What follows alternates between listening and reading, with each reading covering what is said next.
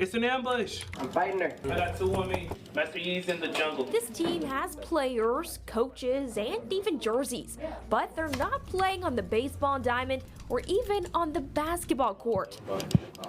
They're playing in the virtual world. You get a group of kids that are used to being at home by themselves. They're playing their games, they're doing all this stuff, but now you put them in a classroom environment, you put them where they're together. They have to become a team right here in the same room. Were you a gamer at home before you joined this club? Heavily. It was a great thing for me because really, after school, I'd just be having nothing to do, so I just kind of sit home and play the game. Teams from Washington High, Northside High, and Beaufort County Early College practice against and play other schools from across the country. We get to strategize, build teamwork. It's very relieving after school. They're learning the skills of teamwork. Gilberto, Chris, go in middle. They have to play together, they have to coordinate, they have to talk to each other, they have to be, these people come from different backgrounds, so they have to get together and work together to win the game. And learning to strategize. And there are other spells that we can use. They were sitting there playing, practicing, and after they finished the game, it went straight into strategy. Okay, how can we better fix this? What worked? Next time we play, who do we need to block? All practical skills they can use in college, maybe even getting some money for it. If I'm good enough, I'll get a scholarship for it. The county last year, we were very fortunate that a student received a scholarship to actually go play esports at Barton College. There's hundreds of colleges across the country that will literally pay your student to come play video games. And to think a little online gaming is creating so many opportunities for students. So that's what they tell their parents, we're gaming for a purpose. There's so many different career paths. There is no job today that is not based around computer science. You know, my students are learning about the internet, networking, routers, packets, everything that a normal person uses every day. The workplace is looking for the skills that they're developing here.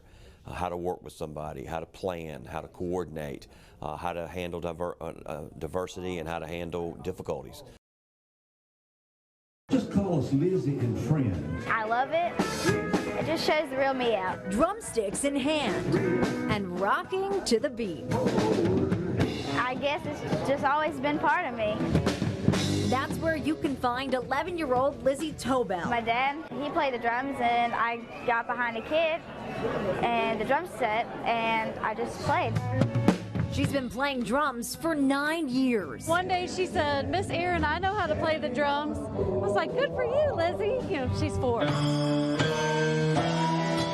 Well, it turns out she knew how to play drums. At 4 years old, she was a pretty great drummer. But really, it was just mainly just giving her the opportunity to do what she already knew how to do. At such a young age, Lizzie was part of the band.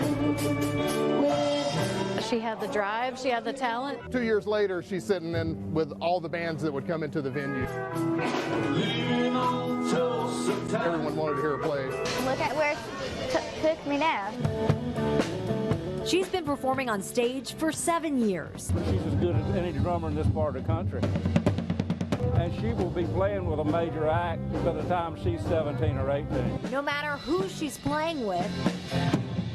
I've stopped thinking of her as a kid drummer. I just think of her as a drummer. She fits right in. She's just playing with so much more confidence and helping drive and conduct the song, like all the other musicians that have been playing 30 years. As a little girl's dream turns reality. Once you can set your mind on it, you can go straight to the moon for it. The drums, ladies and gentlemen, is Lizzie Tobel.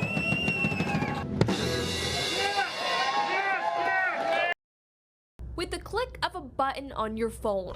Hi, and welcome everyone to Open Mic with Kristen. Beaufort County Schools is giving you the most important information. I think COVID was really an opportunity where our community wanted to know more, wanted greater conversations, greater communication. He needed a way to reestablish contact between the parents, stakeholders, and such. And I said, we've got a functioning studio with some tweaks. We can use that to do a podcast. So a podcast was created. We did a few episodes early on about the mask mandates and what our protocol was in Beaufort County. Our podcast has evolved into much more since then. Want everybody to hear. Yeah. They now have 2 podcasts. This is FaceTime with Ashley, sharing heartfelt stories from our school halls and positive partnerships with our community. They're keeping you up to date. We really try to put topics on there that we feel like as a mom or a dad ourselves that these families would really be interested in. Things like school safety. Sometimes we do lockdown when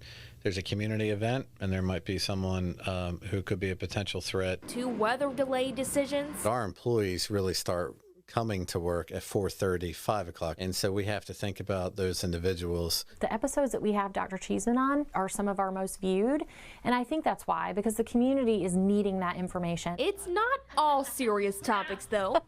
I love interviewing the kids. I think just to see their excitement to be in here and to realize that we are celebrating them and that they're special. From state championship teams, we are featuring our Southside cheerleading team. A couple weeks ago, we attended the North Carolina High School Athletic Association state championships and placed first in our division. That is awesome. to school programs.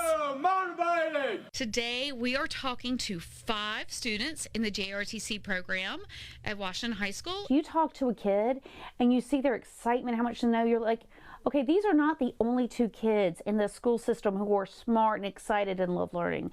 We know that these 2 represent hundreds and hundreds of kids. The Beaufort County Podcast Studio is doing well. We have a good listenership. We so far have nearly 3,000 direct streams and downloads. For a small district like ourselves, I think that is quite a lot. With each You're coming listen, from the stakeholders' point of view, too. Yeah. They believe the work they're doing is making a difference in the lives of students. We really use it more as like a reference. And in the community. When we tell people we want them to listen to the podcast, it's not about us. It's really, we want them to understand all these amazing people that we get to talk to. They have a voice in the community, a voice that is changing things in the community. And that's what I like about our podcast, the things that we can do for our students and for our teachers. Being with my horse is the best part because it's a bond that can't be broken.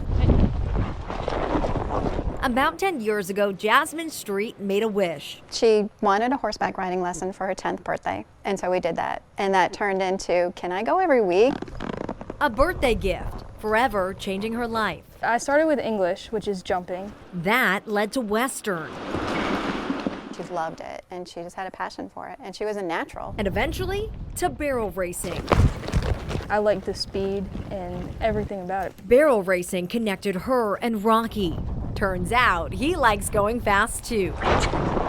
He was grain broke, didn't really know anything. I worked him groundwork and then saddle, and then he learned to trust me, and that was the biggest thing. Trust takes time. Going fast together takes effort. It took Rocky a year to learn the pattern. Hard work and dedication is the major thing. If you don't have the work ethic, you're not going to make it very far. 3 years of work created a state champion team. He has turned out to be a great barrel horse. They qualified to compete at Worlds in their division. It's a crazy feeling that from Blunt's Creek, North Carolina, I can go to so many places. With a lifelong friend, all because a 10-year-old made a wish on her birthday. From the day that she asked for a horseback riding lesson to now Worlds, it's crazy.